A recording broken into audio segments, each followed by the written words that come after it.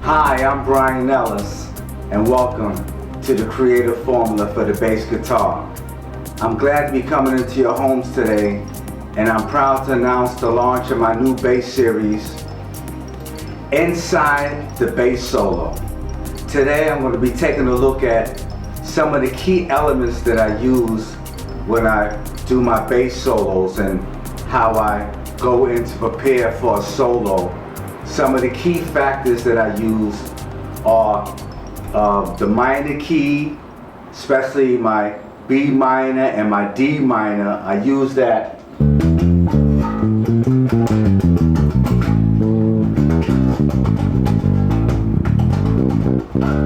as a launching pad, and also I usually take a simple pattern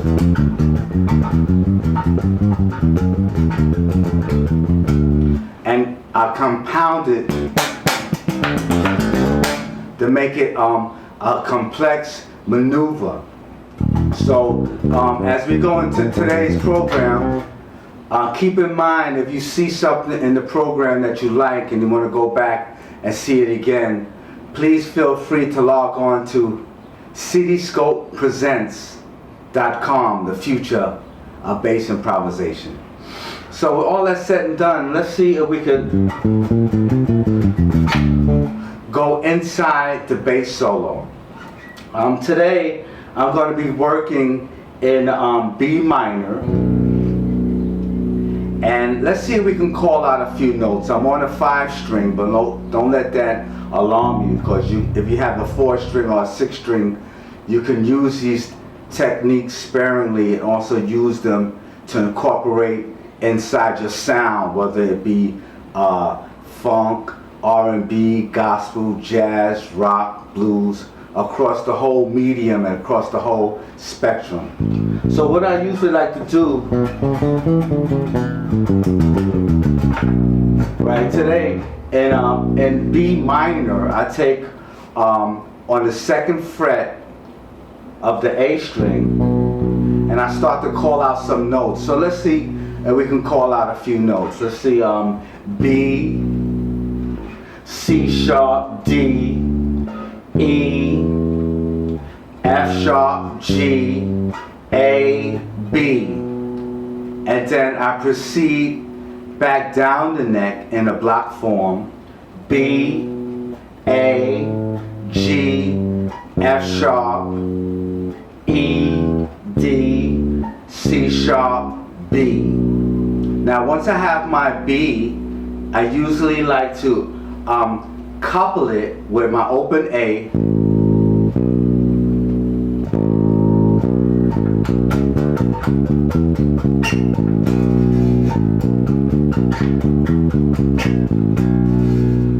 and when I make a cross pattern, excuse me, as I make a cross pattern, I would fret the A, B, A, G, F sharp, open E, then D, C sharp, open B. So right away I have open B, low C sharp, D, E, F sharp, G, A, B. Now in that pattern, I usually like to open it up and use it as a launching pad.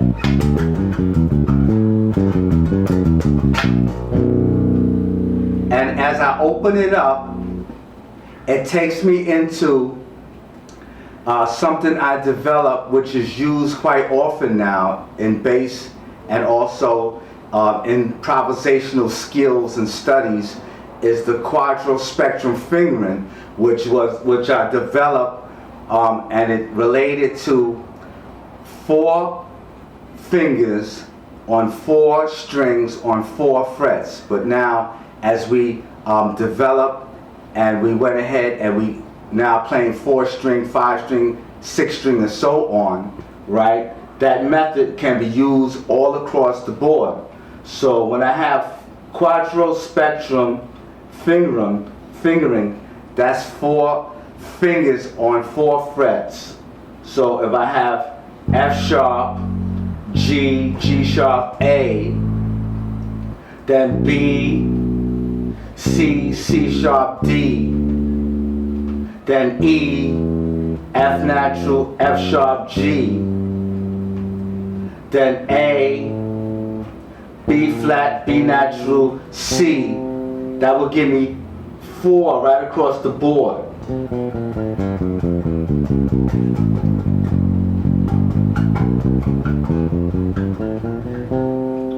Now, I also use that as a proliferation for my chop builders, because I can take that, right, that sequence of 4s, right, and keep in mind that my thumb is right behind my middle finger here, so I can get a nice even flow.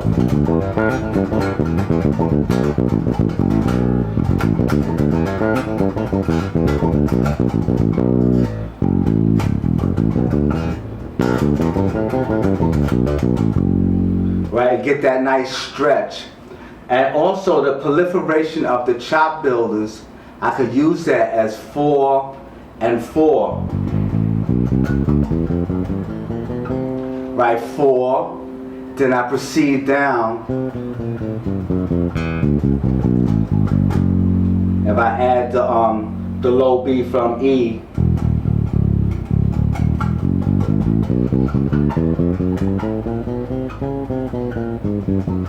nice and even.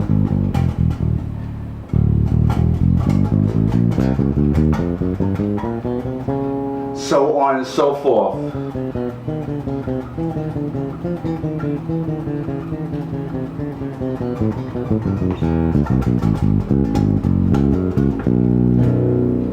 And go right back into my B. So the reason why I wanted to do that, because as I use my B scale on today's lesson and on today's program, it gives you an idea that once you have that sequence,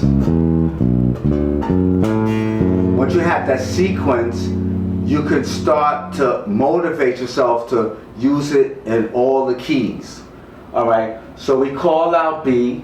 Let's start again, right? Let's see if we could do a linear form, all right, on the A string, right? So I have B, C sharp, D, E, F sharp, G, A, then B on the 14th fret of the A string.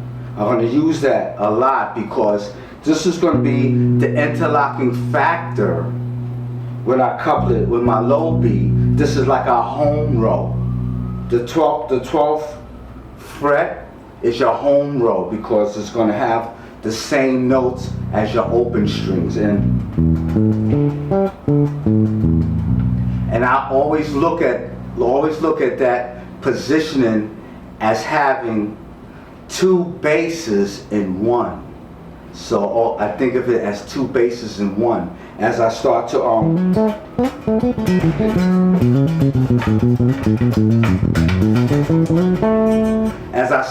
do my call and response, it'll link me right in to my mirror mode.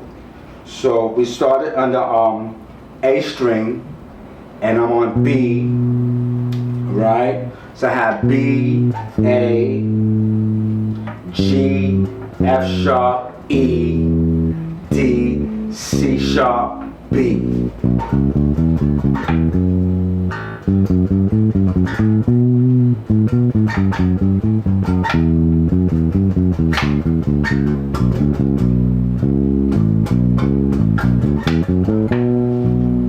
Now as I start to incorporate, I want to try to peg in as many B's as possible. So I have my open B, right, on the my B string. Then I have fretted B on the second fret of the A string. Then I have my fretted B on the seventh fret of the E string, right? 7, 8, 9. Then I have my octave, the ninth fret of the D string, right? Then I have the fourth fret of my G string, and I try to link as many B's as possible.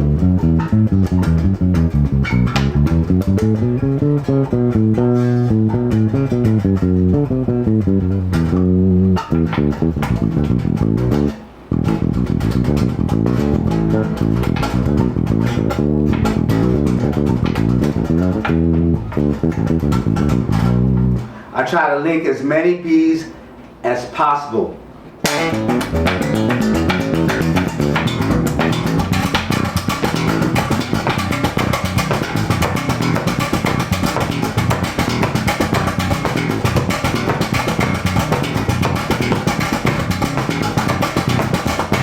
I try to link as many B's as possible, and that will open up a lot of doors to get some tones. Now, from this B, right, this fretted B on the E, I usually couple that with my major 6. So let's see if we can call it out. I'm on the 10th fret of the A string. So I would have G, A, B, C, D, E, F sharp, G, my G major. And what I usually like to do, I usually like to proceed right down the neck, G, F sharp, E, D, C, B, A, G. Now you notice that B, which will be my major third of G, give me that tonality, almost that diatonic tonality.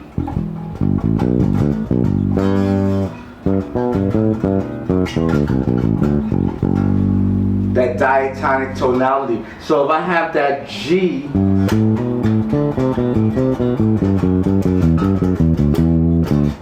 and it opens up a lot of characteristics if I'm in like a B minor mode.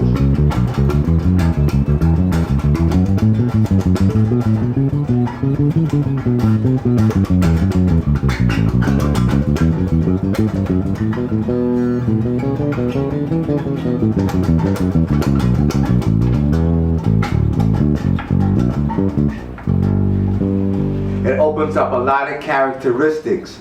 So we had B minor and we had G major. Now let's see if we can open up a few more doors, right after we take this little solo.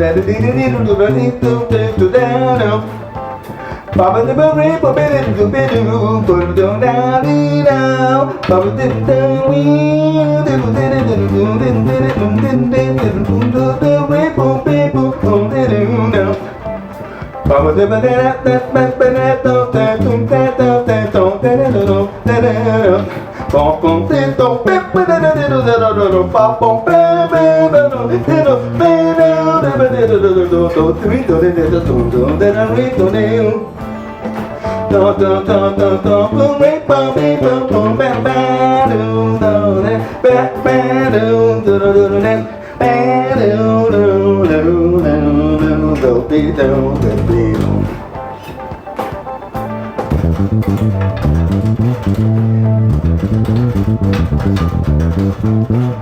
be the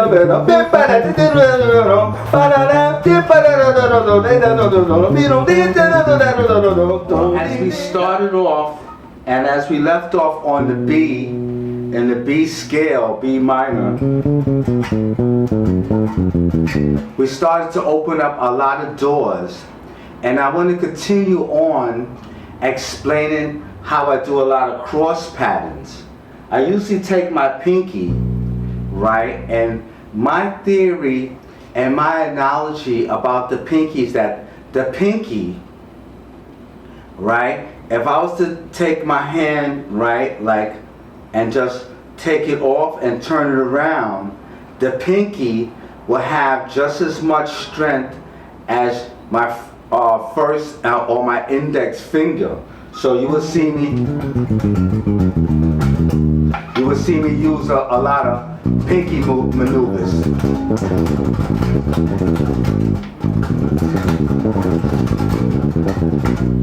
I will use a lot of pinky maneuvers, and right across on that B, I usually take my pinky as a launching pad, right, and I'll make that cross maneuver.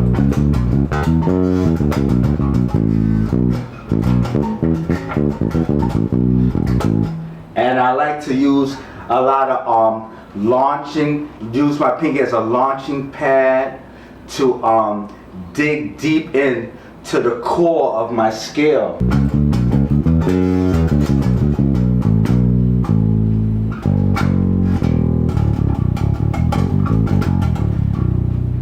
And incorporate it right into the meat of my scale pattern.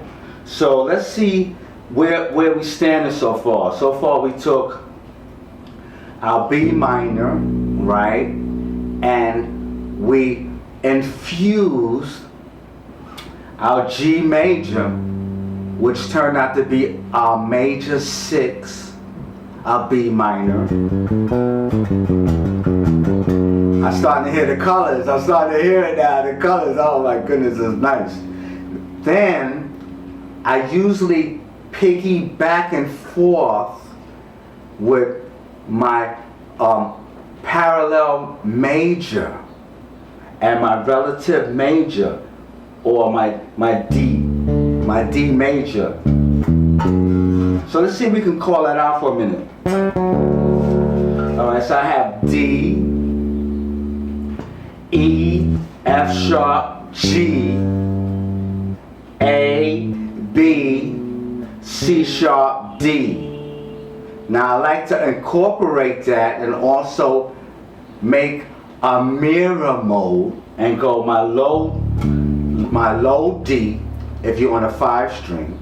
If not, you would use your D on the 10th fret of the E string to incorporate your mirror mode.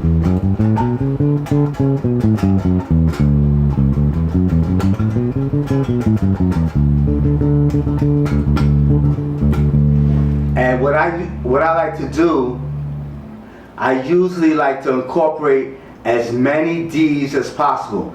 Excuse me. As many D's as possible, just like I find as many B's as possible and try to link them all together. Right? That's my D on the 12th fret of the D string. Right? So I like to open it up.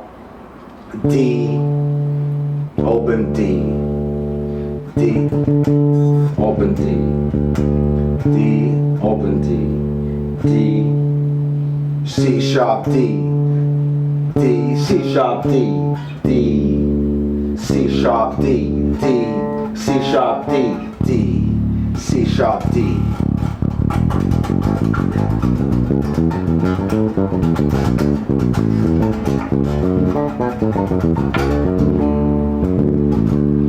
D, C sharp D, D, C sharp D, D, C sharp, F sharp, B. And I run right into that maneuver. Try that again. D, C sharp, D, D, C sharp, F sharp, B, B minor, B minor against my D major, and it links right in. Now, as I take that pattern, we start to get an idea of how we take a pattern and we use the different colors inside the scale, right? And we use it as a system, right? And then it becomes a model. So if I have a model, B minor, then I can start to incorporate the chord tones inside the scale. So far we incorporated G major, then we did some D major, right? Now if we go to our fourth degree of B minor, we would have our E minor mode, and we could infuse our E minor scale,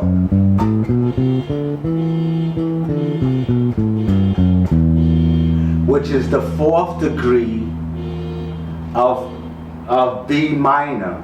So let's take a minute, right, and call out a couple notes and see what we have. We have E, I'm on the 7th fret of the A string.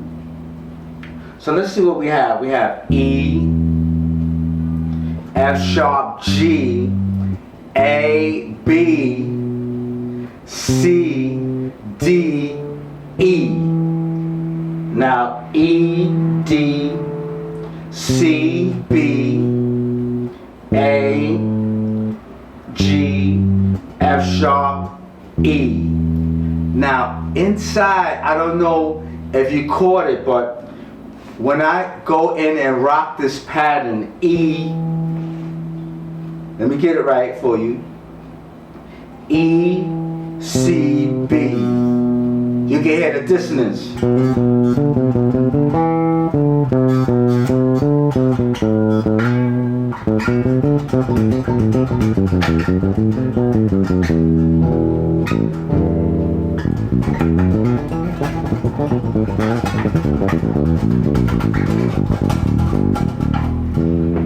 I go right in, I can take it, I can go right underneath.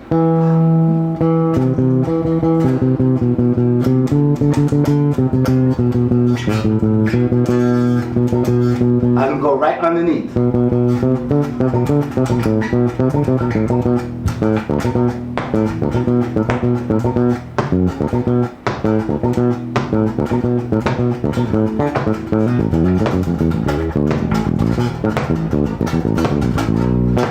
I can go right in and get that pattern, start to open up a few colors that you may miss in that B minor mode once you explore the chord and the scale degrees inside that minor pattern.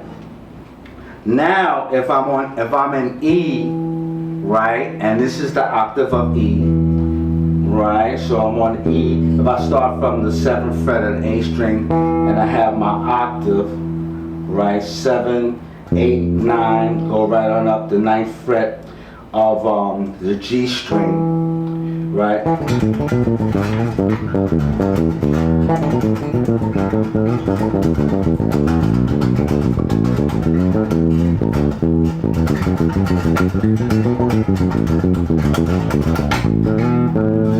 I'll go right into that E. And now, if I was to use my E harmonic minor, right, and that will give me that D sharp, E, D sharp, E, D sharp, E, D sharp, E, D sharp, E, D sharp, E, D sharp, E, D sharp, E, D sharp, E. So I have E and my harmonic minor in E, E, F sharp, G, A, B, C, D sharp, E.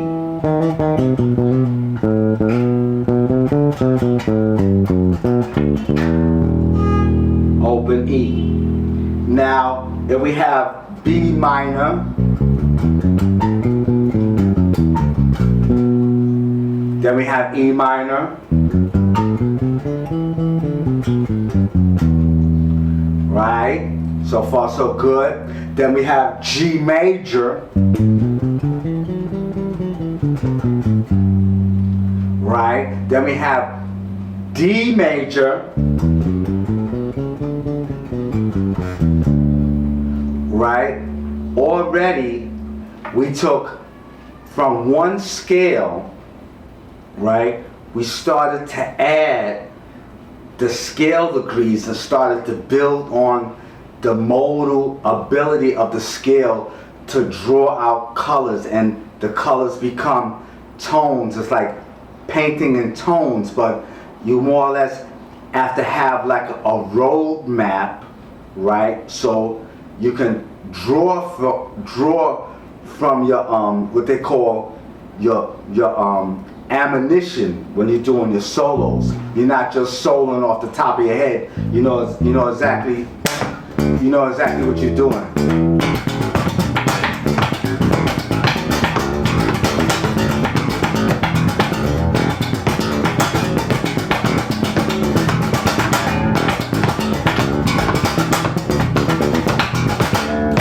So you're going right into your scales and you're drawing, you're preparing your solos with getting ammunition outside the scale. So I took quadro spectrum fingering, right?